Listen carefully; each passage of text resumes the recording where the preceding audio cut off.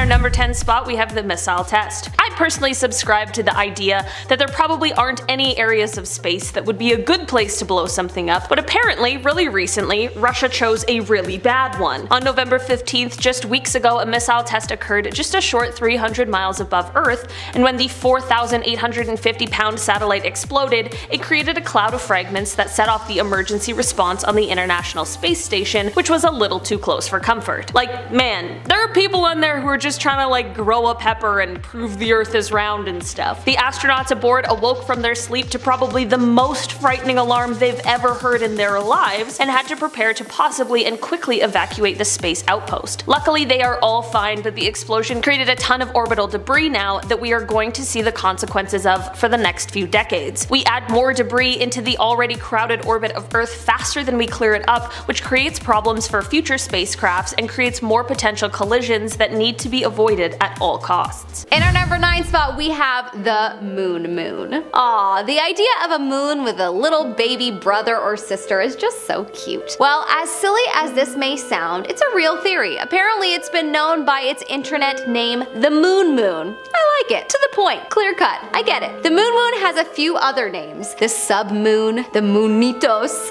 personal favorite of mine, grand moons, and moonettes, to name a few. So anyways, it hasn't technically been discovered yet, but in theory, it is possible apparently. One day we shall discover the moonitos, aka moon, and it shall be a good day for mankind. In our number 8 spot today, we have the Swift-Tuttle Comet. This is obviously a comet, and while it isn't exactly orbiting Earth, it is in an orbit that causes it to make repeated close approaches to both us here on Earth as well as our sweet little moon. Here's the thing, we keep trying to calculate the next passage of the comet. I say we like I'm doing any kind of calculating. Experts keep trying to calculate the next passage of the comet, but it's always off by like 15-ish days. What's also super cool is that the nucleus of this comet is quite large, which is truly concerning for us. That's not the cool part, but when experts realized that, they started looking back through texts and documents of the past to see if this comet had been observed before, and it seems like it had been in 69 BC and 188 AD. That is so cool! The good news is that for now, if all the calculations are correct, we don't have to worry about anything in our lifetime. Sorry to those living in the year 3000 though. In our number 7 spot today, we have Envisat. This was a large environmental satellite that was launched by the European Space Agency on March 1st, 2002, and it was the world's largest civilian Earth observation satellite. It lasted for twice its expected life length as it monitored the environmental health of Earth for a decade, but in April of 2012, without any warning, it totally stopped all communications. This means that its status and location are completely unknown. The size of this thing is one of the main concerning points of this,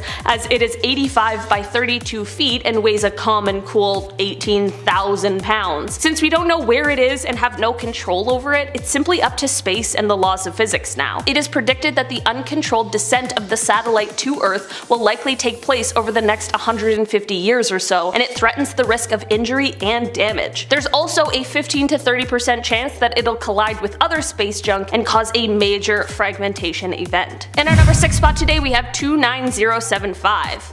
Okay, we talked about number 3 on that scale, so are you ready for number 1? On the Palermo scale for the last several years, the asteroid 29075 has been given the highest rating because of its large size, coming in with a diameter about 2/3 of a mile. This would have absolutely devastating effects on the biosphere and climate if it were to strike Earth. Again, the dinosaurs. There's good news about this one though. If it does hit Earth, we'll all be long gone and we will miss it entirely. The chance of an encounter doesn't get too close for comfort until 2880, so for now, we're in the clear. In our lifetime, we only have to worry about, well, a bunch of other things on this list and student debt. In our number 5 spot today, we have the Hubble Space Telescope. The Hubble Space Telescope was launched in 1990 by NASA in cooperation with the European Space Agency, and together they placed the very first space observatory into orbit. Something that we only dreamed of for hundreds of years finally accomplished. Since 1990, the Hubble has produced over 1.3 million images of the solar system, the stars, and the galaxies. It is one of the most incredible scientific creations in terms of space space exploration, and it really set the tone for all of the advancements we've had since. It's been in orbit for a long time, and the 27,000-pound solar-powered observatory is coming close to retirement, and that means that NASA has a couple of options. They can either craft up a controlled return to Earth, they can boost it higher into orbit, or they can try to design a new mission to increase the longevity of the scope. But basically, they need to make their minds up, because the longer it stays in orbit, the more it decays due to Earth's pull. This could have disastrous results, as an uncontrolled re-entry can occur sometime between 2028 and 2030. Imagine, the thing that's helped us so much turns its back on us. And so it begins, the robot takeover.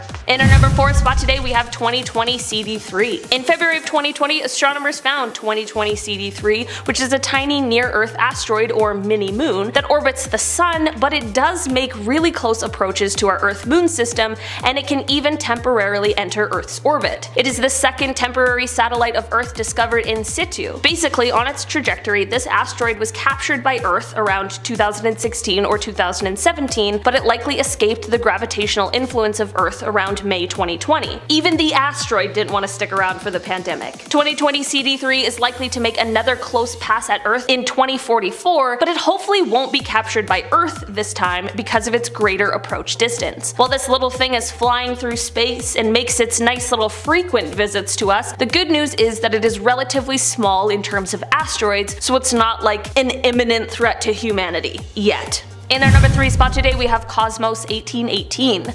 Despite the name, this was a nuclear spy satellite that was launched by the Soviet Union in 1987. By this time, there was already another nuclear satellite that had fallen out of orbit and left a trail of radioactive debris over Canada, but we said, what the hell, the Canadians began apologizing to us for some reason, so let's just try it again. The Soviet Union launched Cosmos 1818 into higher orbit than the previous one to try and avoid another similar situation, but in 2008 that proved to not work at all when the satellite began breaking down and leaking what is thought to be coolant. The breakdown is thought to have occurred from either some kind of a collision or simply just a system failure. According to Russian sources, at the moment the satellite is expected to simply burn up in the atmosphere of Earth when it leaves orbit in 2045, but I'm not gonna lie, I'm a little suspicious about this. It seems like it can't just be that simple, but hey, I'm not Bill Nye, so what do I know? In our number 2 spot today, we have SNAP 10A.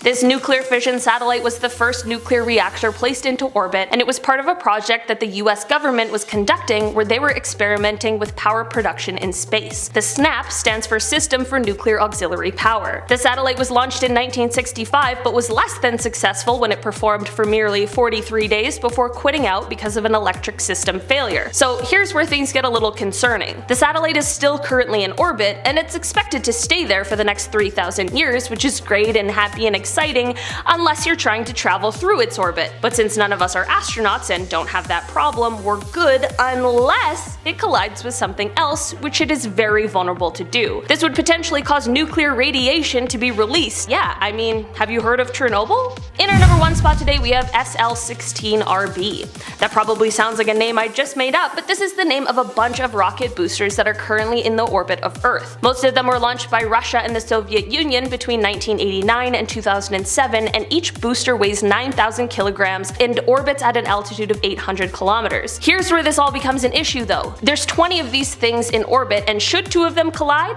well, the resulting debris would be absolutely catastrophic. 2 9,000 kilogram objects colliding would double the low Earth orbit debris, and as we already know, the amount we already have is a huge problem. Right now these boosters are all orbiting together in clusters, but it's really a roll of the dice each year. The probability of collision goes up. So yeah, things we don't normally talk about are actually pretty terrifying. Now, number 10, a Pluto slug. Some people say Pluto isn't a planet or just a main planet anymore, just a dwarf planet, and to that, I say, no, Pluto is a real planet in my heart, okay? Anyways, on to what really matters. In 2016, NASA's New Horizons spacecraft got some nice pics of an icy region on Pluto's surface. If you look at the picture, there's like a little black formation in the center, and behind it is a trail. So it looks like a little slug has been making its way across the icy terrain, carving its own little path, making its way through this just desolate space. No, okay, I'm not crying because it's actually a slug, because it probably isn't. The scientists are saying it's likely a dirty block of water ice floating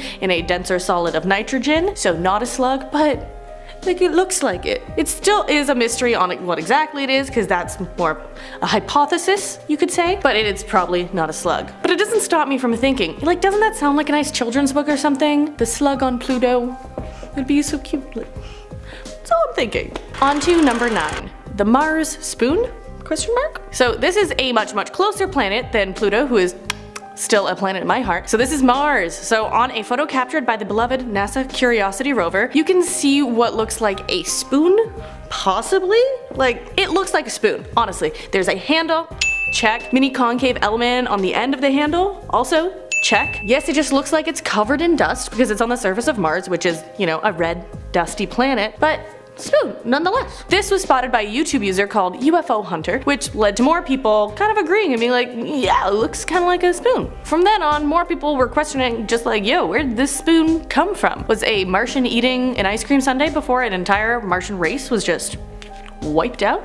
And so that's kind of what UFO Hunter was thinking, saying it may be left over from a lost civilization, but we could just be projecting our ideas onto a clump of space dust, honestly. What if it's one of those things where you just touch it and it crumbles? Could be. I don't know. At number 8, fish rock. Is this another thing we could just be projecting? This fish-looking thing spotted on Mars is probably just a rock, but we gotta remember, Mars once had an ocean even bigger than the Arctic Ocean. And even if it could be a rock, and probably is a rock, look at the similarities to a fish. An upturned nose, a fin, and even a finned tail too. Have I ever caught a fish?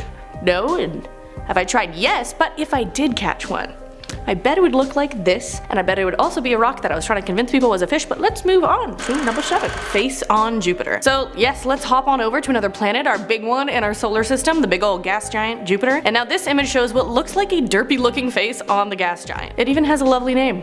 Wait for it. Jovi McJupiter face.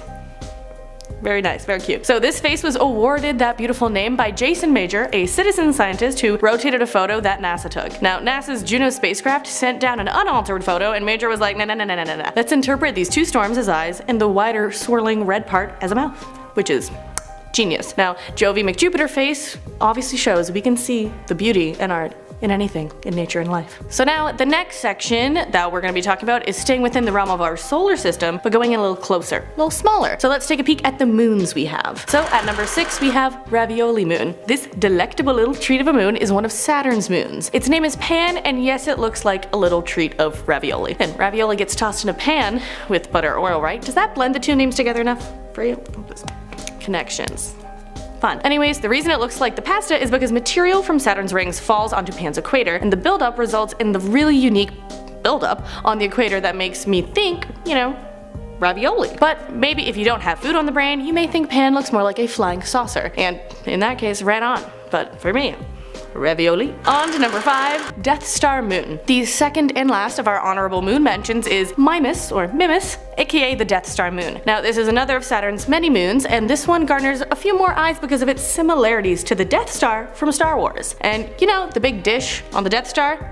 Boom, big crater on Mimas. Is this really the Death Star in disguise? Probably not, since it's been orbiting Saturn for a bit, plus that idea was mainly for a fictional universe. Also mainly, this moon is really big. So Mimas is 396 kilometers in diameter, and the first Death Star and second Death Star were both between 160 and 140 kilometers in diameter. So if you're thinking, yeah, but what about the third Death Star? Well, that one's too big, measuring about 900 kilometers in diameter, so it's not that one either. So it's not the Death Star in disguise, so you can, you know, exhale and breathe a little bit. But it is a cool looking moon, so yeah. Okay, so next up is not only out of this world, but also out of this solar system. The next 3 we have are nebulas, which, if you don't know, are super cool on their own, even if they don't look like anything in particular, but these next 3 have the added X factor of looking just really cool. At number 4, we have Horsehead Nebula. So this first nebula we're looking at was captured by the Hubble Space Telescope back in 2013. The stunning nebula got the nickname Horsehead Nebula because of its looks. Think back to cloud watching when you were younger and seeing the shapes in them, and you can see that this nebula looks like the head and neck of a horse in this image with the nose of the horse facing the left. And unfortunately, we can't pay this little horsey a visit because it's about 1,500 light years away from the Orion constellation. And for reference, Orion's constellation is 243 to 1,360 light years away from us, so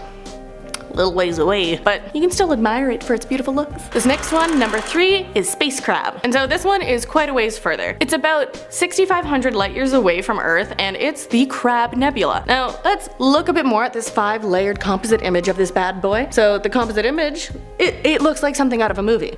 1, stunning. And then again, 2, the colors, magnificent, such range. Do I sound like I'm impersonating Jonathan Van Ness? Yes. It looks like an artist made it. It's beautiful. And yes, this nebula is called the Crab Nebula because the range of its legs, so it said, but others have also compared these outstretchings to an octopus's tentacles. And so if you're having a hard time seeing these legs or arms that I'm talking about, look mainly at the pink sections and a little bit at the yellow, and I find it helps you paint a picture of what you're looking at. I am the nebula. On to another nebula, the Twin Jet Nebula, also known as a space butterfly. So this cosmic butterfly looking thing is actually a 2-lobed nebula. It has the official name PNM2-9, and it was originally spotted back in 1947. It's more commonly known as the Twin Jet Nebula because really it looks like 2 jets coming out of the back of a rocket ship colliding into one another and then the blasts radiating outwards. I feel like you could even argue it's 2 pop bottles head to head shrouded in like a green atmosphere. But then if you look right in the center, I say it looks like a fairy from Legend of Zelda, which looks a bit like a butterfly. So that's where you get the name Cosmic Butterfly. Mystery solved. The Twin Jet Nebula is obviously a fairy from Legend of Zelda. You're welcome.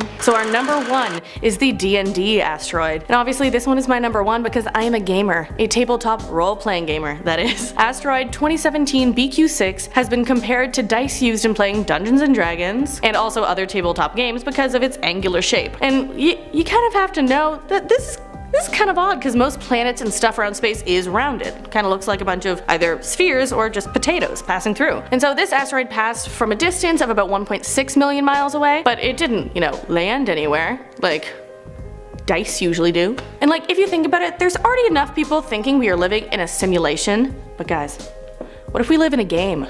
One of their dice in the great unknown fell into space and now they're laughing at us because we rolled a natural 1 on perception. A simulation game. You're thinking The Sims, I'm thinking they're just dictating each of our lives with dice rolls. It's all up to random.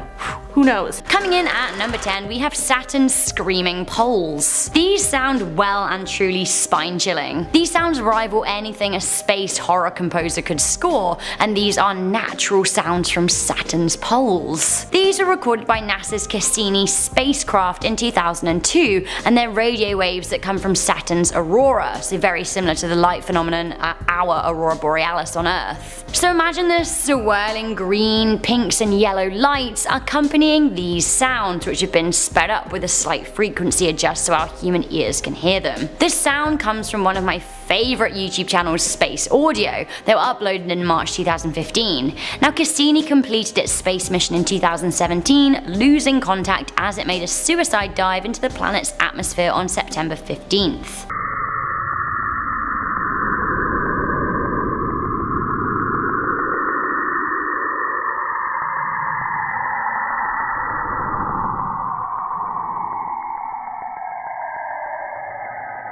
Coming in at number 9, we have Earth's hiss. Wait, the Earth hissed as a spacecraft flew by?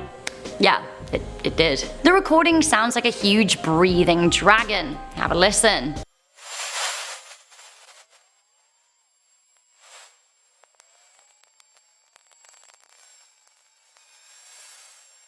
How is that anything other than the rise and fall of breath? It kind of sounds like Darth Vader. Apparently this is sound recorded in 1996 from NASA's polar mission. It's a sound of hot ionized particles generated by sunlight crashing into the atmosphere. It creates a sound like the Earth hissing at us, and to be honest, what with climate change and the rising greenhouse gases, I can understand why the Earth may be pissed enough to hiss.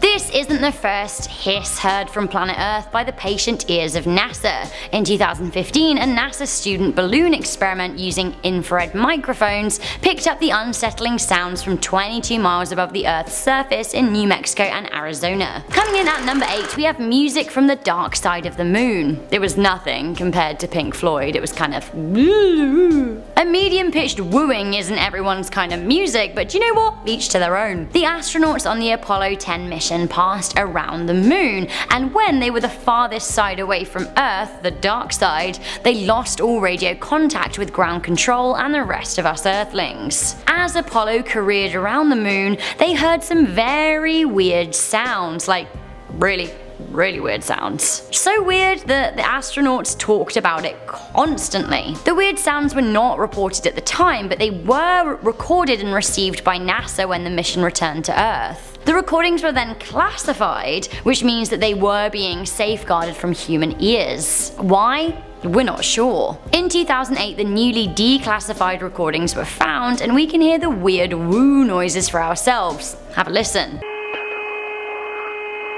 That music even sounds outer spacey, doesn't it? You hear that? That whistling sound? Yeah. The astronauts are talking about it constantly, and NASA hasn't really returned to the moon since the 70s, and I'm wondering, you know what? Is it because of these weird noises?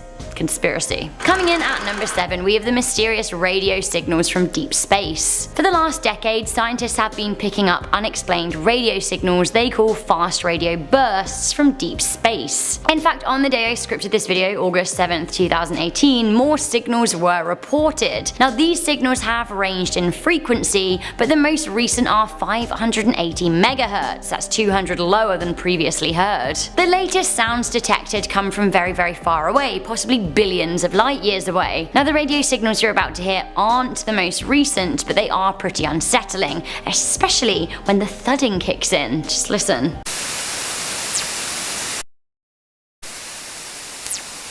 Okay, and then there's some more.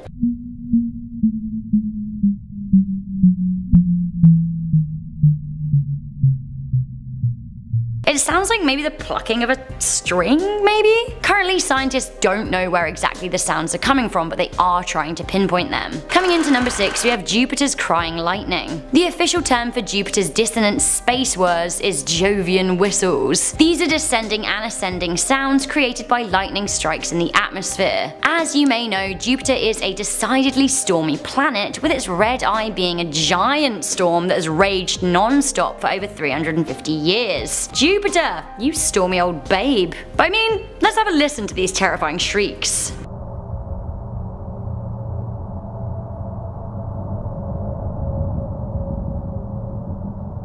There's kind of like a shwam, shwam sound, and it kind of sounds like something being launched, like shoo, shoo. What is this about? It's the weirdest lightning I've honestly ever heard.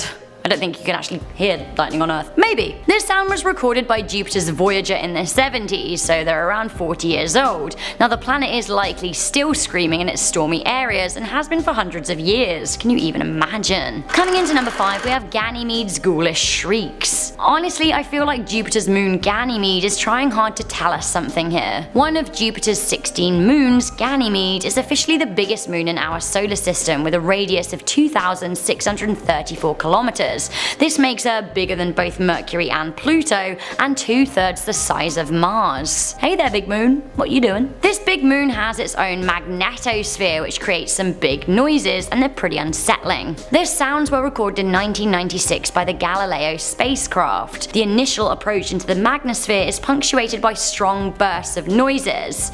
Then comes some stranger computer beeping like sounds. Have a little listen. Right? Then through the beeps comes windy sounding whirs, then the whole thing crescendos with beeps interspersed with what sounds like alien cries. Tell me what you think.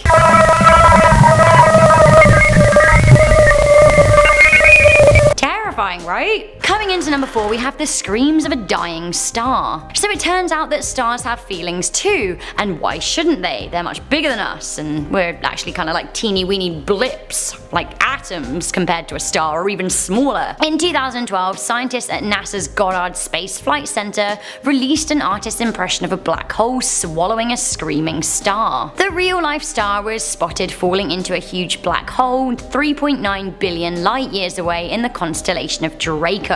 It It seems as the stars get sucked in, they release blips of light every 200 seconds, which NASA thinks are like screams. As the star is so far away, we haven't got an actual sound recording that the star made. Scientists say that the frequency of the light, if converted to the sound, would sound like a very low D sharp.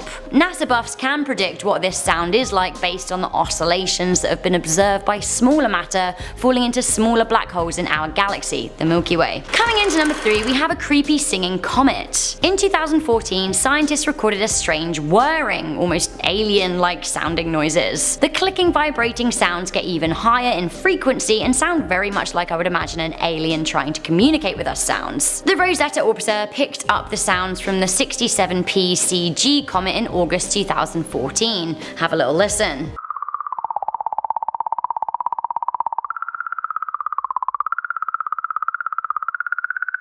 So I don't know what is going on, but neither does head researcher Karl-Heinz Gleismeister, whose team was baffled by the noise. The European Space Agency think that the sounds must be coming as a result of a process of oscillation from the comet in orbit. I'm still so confused as to why scientists always give space objects such sterile names like 67P CG. You really missed a trick here.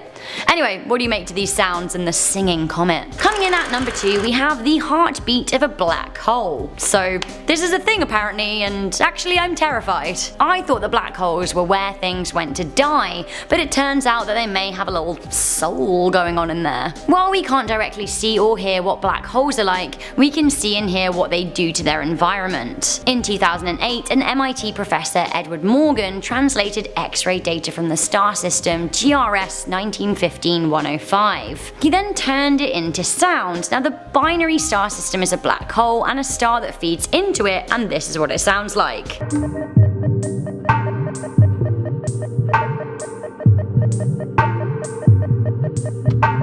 So, kind of like a heartbeat, the beating of a deep, dark, all-consuming black heart. How romantic and seriously twisted. Okay, finally, I am pretty sure that listening to this will actually send you mad, like bonkers never be the same again mad. I was listening to this with earphones while researching this video, and I had to take them off because it sounded like there was a drill going through my brain. Coming into number 1, we have echoes from Titan. Titan is one of Saturn's moons. The sounds you're supposed to hear right now were recorded from Huygens, an atmospheric entry probe sent by the European Space Agency into a suicide landing onto the alien moon. The sounds are absolutely far out. It starts with a beating and then some interstabbing robotic sounds. Listen.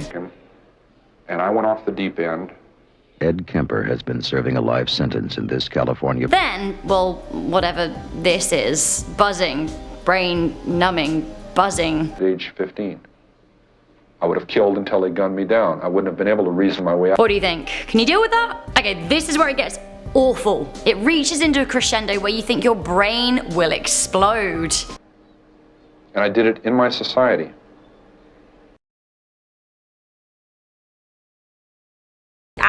Seriously, stop, Titan. Stop this. Titan's kicking off. You may want to couple this sound with images taken from Titan 2. Together they're quite the intergalactic horror story. In our number 10 spot, we have radio signals. Apparently for 15 years now, researchers and astronomers have been receiving ultra bright and ultra strong signals lasting only a few milliseconds, but still notable to observe. These flashes have been called FRBs, fast radio bursts, and apparently they appear to be coming from billions of light years away. It has been said that of course they are not aliens. Of course they would say that. Oh really? So you're so sure that they're not aliens? Okay.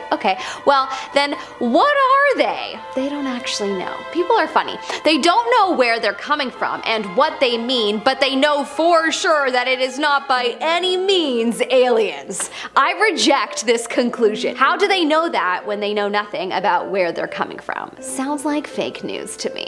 In our number 9 spot today, we have 99942 Apophis. This little asteroid has a diameter of about 1/5 of a mile, and it is currently sitting at number 3 on the Palermo scale. This is something I'll refer to again today, so let's just talk about it real quick. The Palermo Technical Impact Scale is a scale that is used by astronomers to rate the potential risk and hazard of impact of a near-Earth object, or an NEO. It used the combined information and data of the probability of impact coupled with the estimated kinetic yield, which basically just shows us how likely and how badly an asteroid would mess us up, re the dinosaurs. So, back to Apophis. This asteroid is at rank number 3, so it's the third thing we gotta worry about. When it was discovered in 2004, astronomers gave it a 1 in 60 chance of striking Earth in May of 2029 on Friday the 13th of all days. If it doesn't strike Earth, with the naked eye we'll be able to see it pass at a distance of roughly 18,600 miles, but if it does strike Earth, we'll also be able to see it with the naked eye, just at a much closer distance. Because of how close this passing asteroid is going to be, if the asteroid passes us at a slightly different angle than current predictions, there is the possibility of collision in 2036 or 2069.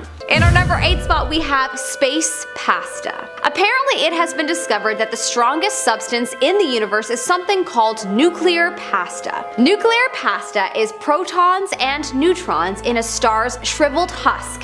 It is formed from what is left of a dead star. It has crazy gravitational pressure, which squeezes the protons and neutrons into linguine-like tangles of material. Hence, the pasta name. Gosh, I hate when unedible things are named after food. It's just wrong. Hearing them just makes me hungry and it sucks. But anyways, thinking of a leftover star forming to create a sort of space pasta is pretty cool. I feel like that could be the premise of a fun children's book. If you turn this into a book, I don't care about the copyright rights, just dedicate the book to me and thank me for being an idea guy. In our number 7 spot, we have Tabby's star. A star has been found, but this isn't any normal star. This is a star that apparently dips in and out of brightness at irregular intervals and for unusual lengths of time, apparently up to a 22% dimming in brightness. The Tabby star was discovered by astronomer Tabitha Boyajian of Louisiana State University. People have debated over what the heck is going on here, why is it dimming so much, and some of the theories I am definitely on board for, like the idea of an alien megastructure. What a cool thought. The most popular theory is that it's really just a large ring of dust that's causing the dimming. Nah, that theory sucks. Alien megastructure for the win. In our number 6 spot, we have infrared light. Astronomers have discovered that there is a long stream of infrared light coming from what is known as a neutron star, which is basically dense objects formed after the death of a regular star. But get this, the infrared light is coming from 800 light years away. I know this may not mean anything to you if you don't know much about space, but from what I've gathered, this is something that has never been observed before. Yet again, the only operating theory is that it's just dust surrounding the star, but no one really knows. It's crazy to think that neutron stars are constantly emitting high energy radiation comparable to X-rays, and that this one traveled 800 light years. It makes you think about how that could possibly affect us and what we don't know that we don't know. In our number 5 spot, we have rogue planets. Rogue planets are basically baby planets that have been flung away from their parent star due to gravitational forces. There is one that has been found that is known as, well, are you ready? Because this one's a mouthful. Simp J01365663 plus 09334773. Wow. Couldn't they have just given it a fun name like Melissa? I should write to them. Or they could even use my last name because I made it up, so there's no other star or person like it. NASA, you have my permission. Melody may be given to a star phenomena. You're welcome. Anyways, Simp J plus 15 numbers is apparently considered a rogue planet object that's 200 light years away, and the magnetic force and the magnetic field is supposedly more than 200 times stronger than Jupiter's. A strong force can make flashing auras, and this can be seen with radio telescopes. In our number 4 spot, we have the moon Hyperion. A lot of astronomers have said that the weirdest moon that has been discovered so far is Jupiter's moon, which is called Hyperion. Hyperion is truly a weird shape, not quite round like our moon, and it's full of craters. It looks like a rock that you might find on the beach that you throw into the water because it doesn't look as pretty as the more colorful rock. Am I right, or am I right, or am I right? Apparently it has a very chaotic rotation. Its axis of rotation apparently wobbles so much that its orientation in space is unpredictable. It is also known to be composed largely of water ice. Only a small amount of it is actually rock. Interesting. In our number 3 spot, we have high energy neutrino. NASA's Fermi telescope helped astronomers discover something miraculous on September 22nd, 2017. They identified a monster black hole in a far-off galaxy as the source of a high-energy neutrino that was projected at this planet, planet Earth, and seen by the Ice Cube Neutrino Observatory. Apparently it hit the Antarctic ice with energy of about 300 trillion electron volts. For perspective, that is more than 45 times the energy achievable by the most powerful particle accelerator on Earth. Well, to think that this had no effect on humanity at all would be a serious lack of understanding how everything in life affects one another.